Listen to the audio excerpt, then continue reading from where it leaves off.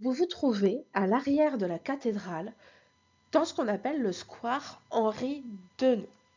Vous avez donc ici une vue aérienne de ce square avec à côté donc le Palais du Tau, qui est donc visible ici.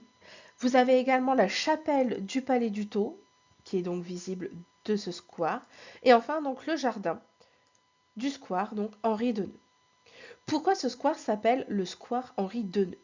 Henri Deneux va avoir une fonction capitale pour la cathédrale au XXe siècle. En effet, la cathédrale va être détruite pendant la Première Guerre mondiale, elle va être bombardée. Si vous regardez ces photos prises à l'époque, vous voyez que la cathédrale va perdre notamment sa toiture, sa charpente, mais aussi une grande partie de ses vitraux qui vont tomber donc avec les explosions.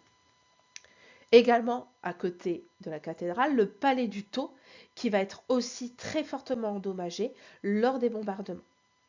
On va donc faire appel à un architecte régional, Henri Deneux, pour pouvoir reconstruire toutes les parties manquantes de la cathédrale et du palais du Tau. Ça sera la grande œuvre de sa vie et à sa mort, la ville de Reims lui sera reconnaissante puisqu'en 2011, le square va porter son nom, Square Henri Deneux.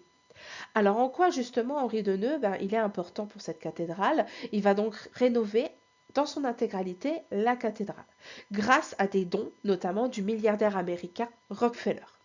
Grâce à ces dons, Henri Deneux va pouvoir reconstruire notamment la charpente de la cathédrale, qui a été totalement détruite pendant la guerre.